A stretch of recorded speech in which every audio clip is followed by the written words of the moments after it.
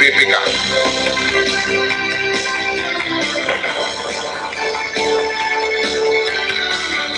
7 de la mañana con 17 minutos y ya está con nosotros Pedro Pablo Kuczynski para sus cañonazos del día de hoy.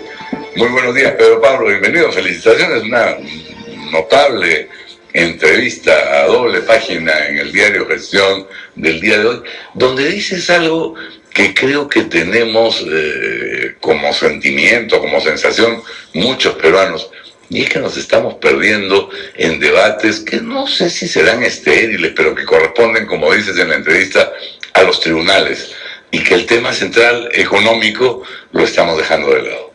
Sin duda, ese es el tema.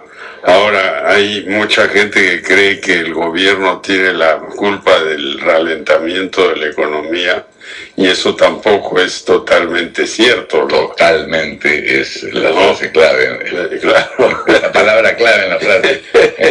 Pero lo que pasa es que las exportaciones han caído 8 o 9 mil millones desde su pico hace 2 años. Y eso te quita crecimiento. Entonces, lo que tenemos que hacer es compensar eso con más inversión pública, más proyectos, más esfuerzos y cosas por el estilo.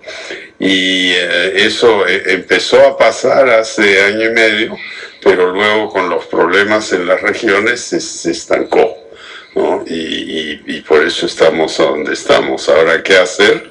Yo creo que hay que hacer una hoja de ruta para los 15, 18 meses de gobierno que quedan, decir, estas son nuestras prioridades, estos son los proyectos que queremos impulsar y que queremos dejar para que luego sigan en el siguiente gobierno. Por ejemplo, ¿no? La ciudad de Lima es un caos. Somos más de 10 millones de habitantes.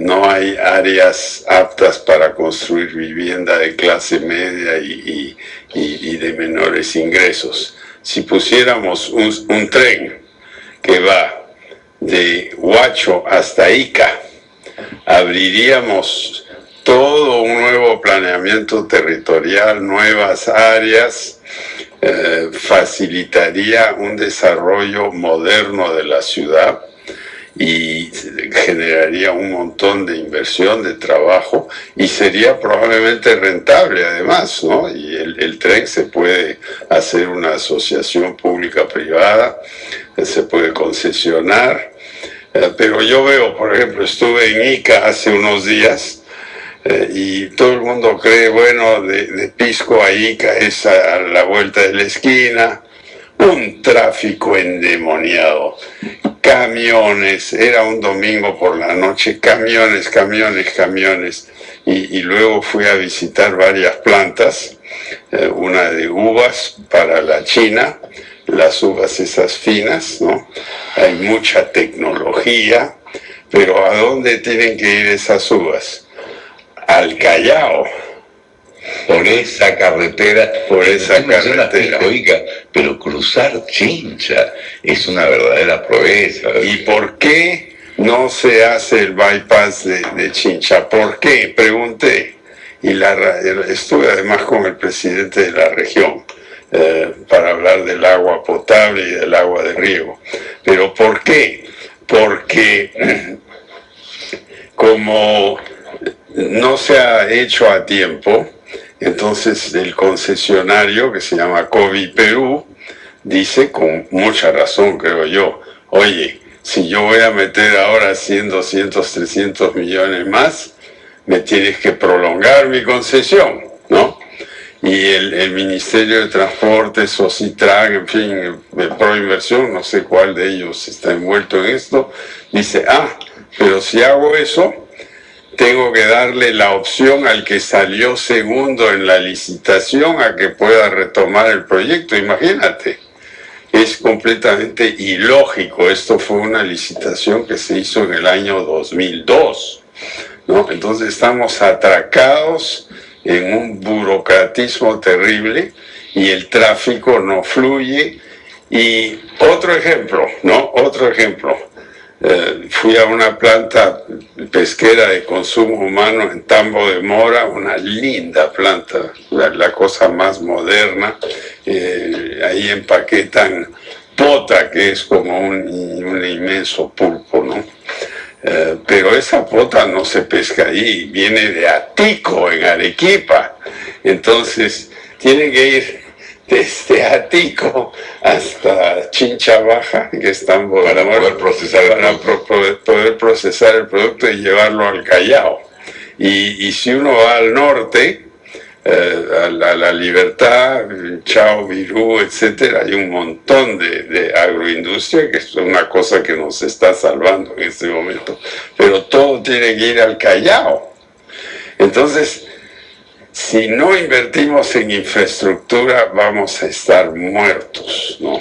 Es una cosa que tú, bueno, hay varias que señalas en la entrevista, pero dos puntuales que a mí me gustaría tocar: el desarrollo en infraestructura vial y portuaria, y estas pequeñas obras que, según dices en la entrevista, están paralizadas. Y utilizas un neologismo, la permisología, ¿no es cierto? Eso no está en el diccionario, real. Pero efectivamente estamos trabados por la permisología. Así es. ¿Y cuáles son esos proyectos? Son proyectos de agua, son colegios, son puestos de salud, son pavimentación de calles, y muchas veces se están haciendo de manera muy ineficiente. Por ejemplo, tanto en Chiclayo como en Chincha hay proyectos de agua potable, o sea, se están poniendo tubos, se están poniendo los colectores, pero con tecnologías de la edad de piedra. O sea, se está abriendo el hueco, se rompe toda la calle, se deja ahí abierta durante varias semanas o meses. Y ahora hay tecnologías que se han usado en el Perú, por ejemplo, para hacer el colector norte que se hizo en el gobierno de Toledo, que entra una especie de topo, así como se va a hacer el metro de la línea 2. Como se hizo Olmos, el túnel de Olmos, ¿no es cierto? Claro. Pero este es un topo chiquito, claro, ¿no? Y va entrando y se come el viejo tubo y va metiendo un tubo de plástico que hace las veces del tubo anterior. No hay ninguna fisura ni fuga de agua, y de la calle no se ve nada. Puedes estar sentado en un banco leyendo un libro y no te vas a dar cuenta de esto. Es mucho más barato, ¿no? Y mucho más eficiente. Mucho menos disruptivo. Entonces, pero proyectitos así hay miles y miles y miles y miles. Pero Pablo, el ministro de Economía, Alonso Seguro, la semana pasada, iniciando la semana pasada, nos contaba aquí, en este mismo estudio de RPP, que precisamente para mediano, para largo plazo, de pronto, no ahora mismo, pero Proinversión estaba preparando precisamente un gran paquete de proyectos para el desarrollo de obras de infraestructura en educación, en salud, en otras áreas también, bajo la modalidad de APPs, asociaciones público-privadas. Ya, está bien, yo estoy totalmente a favor de eso, pero lo que pasa es que mientras preparas tu APP, haces esto, haces lo otro, mientras tanto ya tienes en el SNIP el perfil, la aprobación del proyecto, el colegio, la unidad escolar inicial al fin de San Juan del Lurigancho, de la cual yo he hablado varias veces aquí. No necesitas, el pequeño proyecto de agua, ¿no? Claro, no necesitas una APP ni una PPA o no sé qué, simplemente necesitas un buen ingeniero, un arquitecto y una máquina que te mueva la tierra y lo haces, ¿no? Los colegios que hizo Odría, que son los colegios los que nos quedan hasta el día de hoy, no hubo APP ni las nada grandes por el unidades estilo, ¿no? Y tenemos la plata, eso es lo más dramático. Entonces, claro, yo sí estoy a favor de APPs y cosas así, pero si queremos dar impulso, empecemos ahora. Por ejemplo, el tema del agua potable se puede empezar ahora.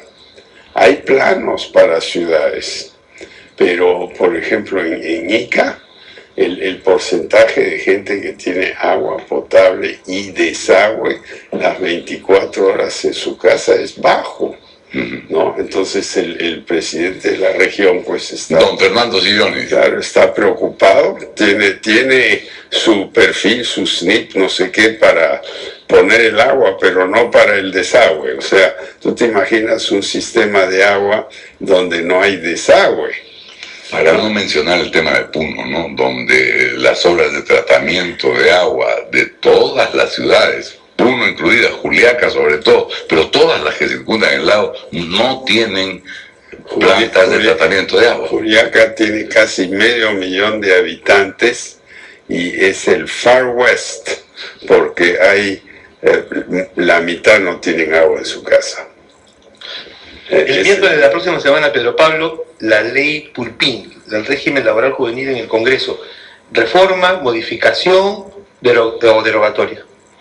Yo creo que aquí el gran tema, como también lo hemos hablado, es el hecho de que no hay ningún incentivo en el Perú para formalizarse. Y como la mayoría de las empresas son informales, la mayoría de los trabajadores, 74%, son informales.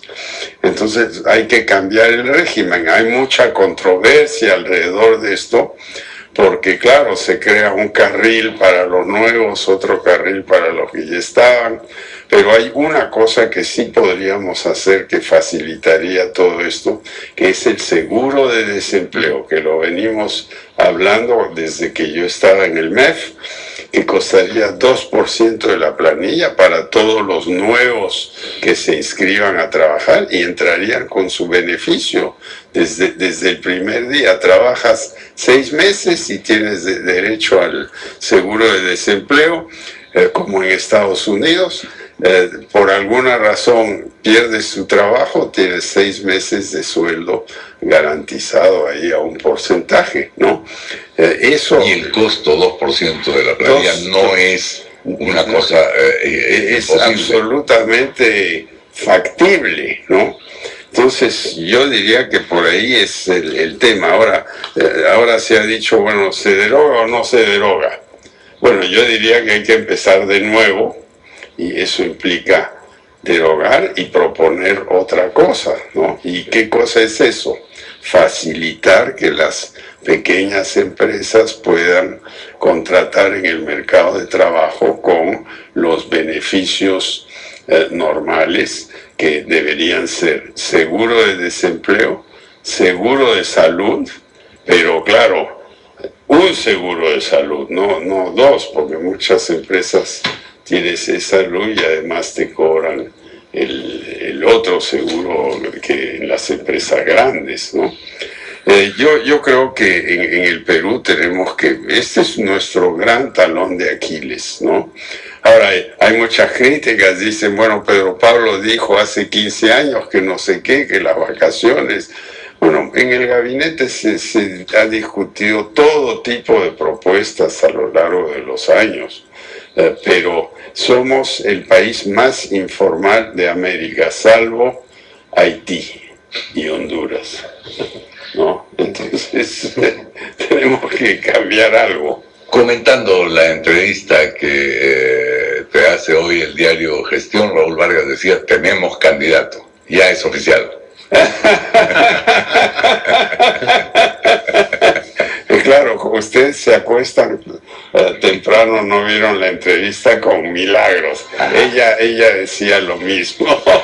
Ella decía lo mismo, pero yo la verdad que lo que explico es que yo creo que hay que trabajar en el Congreso, porque esto de ser candidato y no tener un séquito de primer nivel que te va a acompañar en la primera vuelta, porque el Parlamento sale de la primera vuelta, y si no tenemos un buen Parlamento, no tenemos nada. Este es un régimen democrático por un lado, pero presidencial por el otro, y el presidente no puede trabajar sin un buen Parlamento, lo vemos en todos los gobiernos, ¿no? Y ese riesgo para lo que queda de este gobierno, que está perdiendo como grano a grano. Bueno, los gobiernos generalmente se desinflan los últimos 2 años. Toledo en un momento llegó a 8% de aprobación.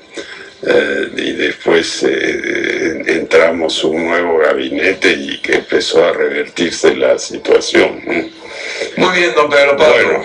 Bueno, seguimos adelante. Seguimos disparando cañonazos. Ya, pero bien interesante el viaje a Chincha, Ica, una actividad tremenda, pero proyectos, por ejemplo, de riego que son fundamentales y que se habla de ellos desde la época de Leguía, ¿no? Entonces, acortemos tiempos. Vamos a ello. Muchas gracias. Muy buenos días. Diálogos con PPK.